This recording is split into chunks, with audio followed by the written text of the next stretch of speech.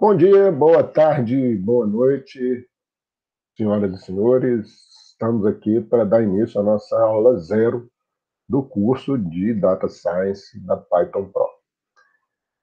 O objetivo dessa aula zero é a gente se adiantar e já preparar a nossa máquina, o nosso ambiente, para a gente fazer os exercícios do nosso curso. Nosso curso é muito hands-on, né? Tem exercício toda a aula e tal, então é legal a gente fazer os exercícios juntos, você rodar na sua máquina e eu rodar durante a aula e a gente vai comparando, vocês podem mexer nos scripts e tal. É obrigado a instalar ou configurar a sua máquina para você fazer os exercícios por você mesmo? Não. Dá para você fazer o curso só acompanhando os exercícios que eu vou executar durante as aulas. Mas, é lógico, é muito mais legal você ter o ambiente configurado na sua máquina e executar na sua própria máquina.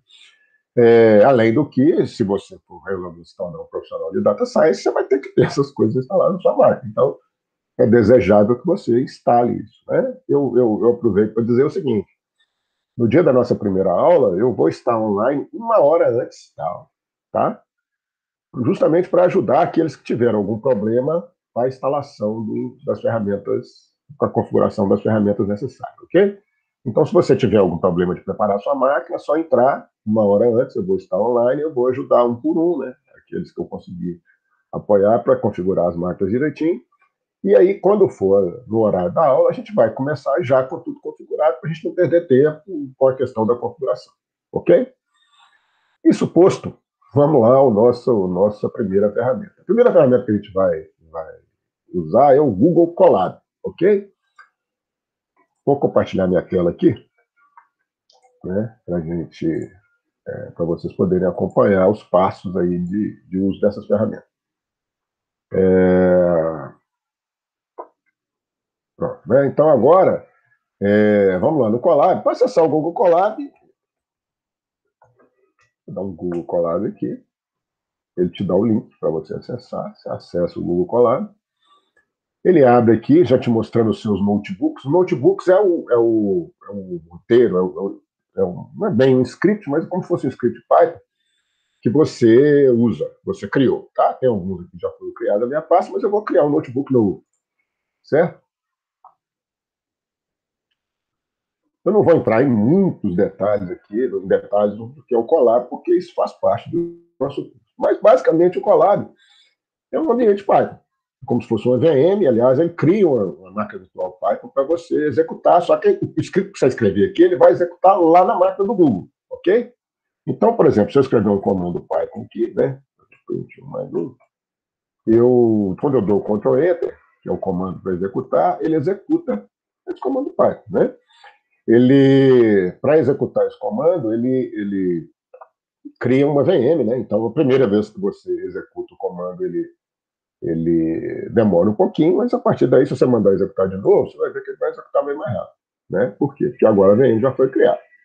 Se eu quiser escrever mais código, eu venho aqui, né, e faço outras coisas, né? Por exemplo, escrever mais código, pode, eu escrevo aqui, e ele executa para mim, beleza? Então, esse é o Colab. A única coisa que você precisa é ter uma conta no Google, que é uma coisa que eu acho que todo mundo tem. Se você não tiver, por eventualmente não tiver uma conta no Google, um e-mail no Gmail, por exemplo, é só você ir lá e criar e o Colab vai estar disponível para a gente poder usar durante o nosso curso, ok? Muito fácil, né?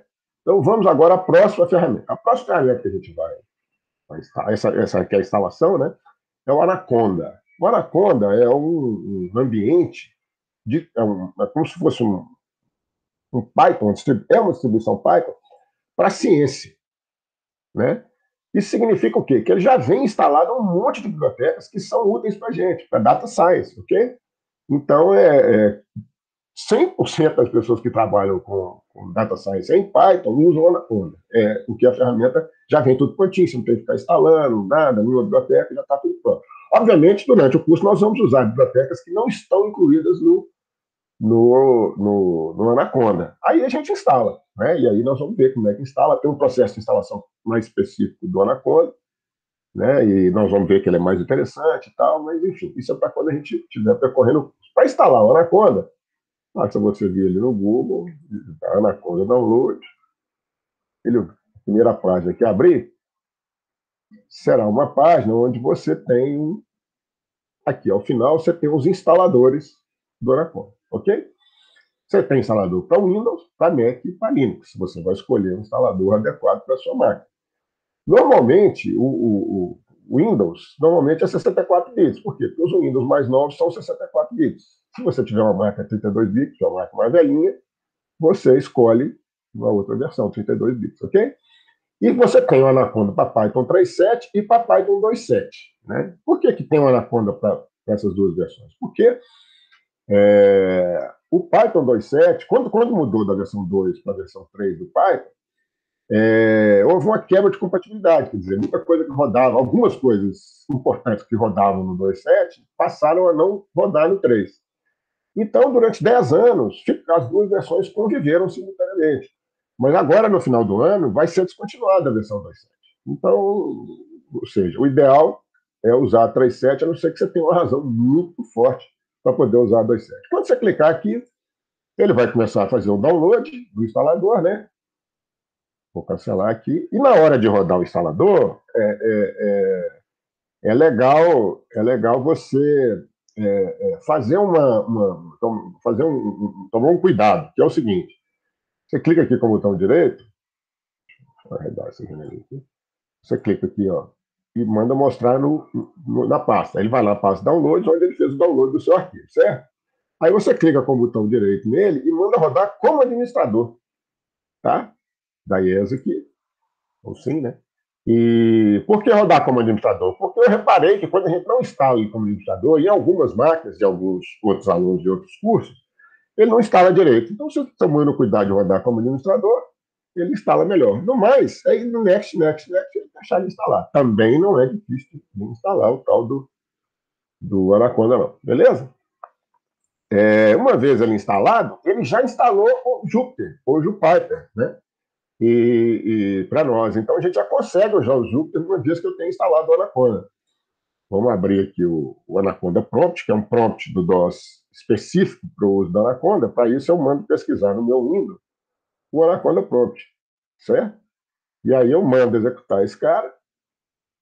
Ele abre essa janelinha aqui, já dentro de uma VM, para quem sabe que é VM, ele já vai abrir uma VM quase, né? E aí, se você digitar aqui Jupyter Notebook,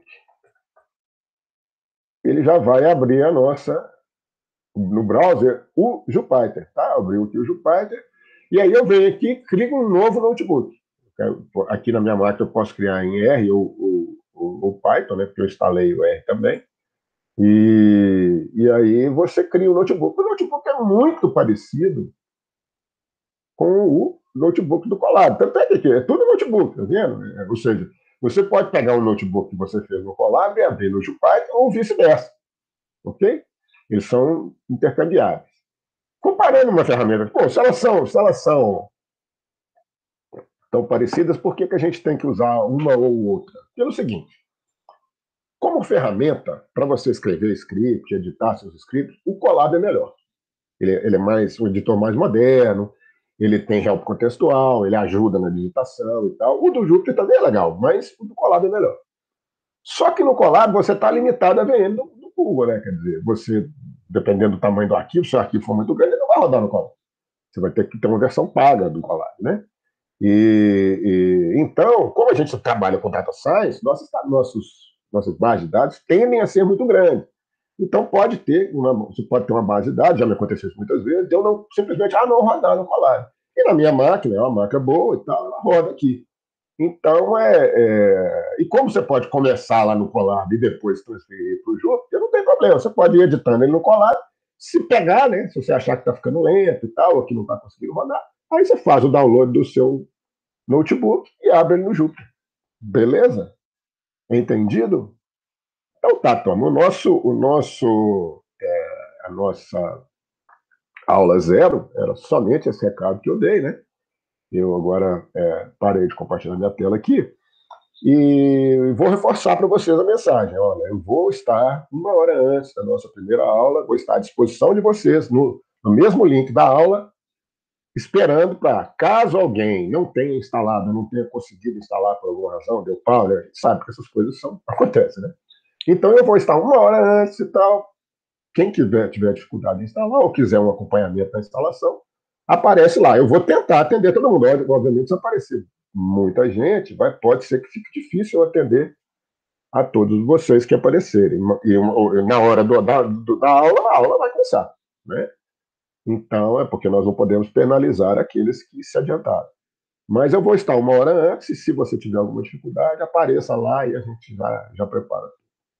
Caso você não tenha problemas, a gente se vê no horário da aula, ok? Um abraço, muito obrigado e até lá.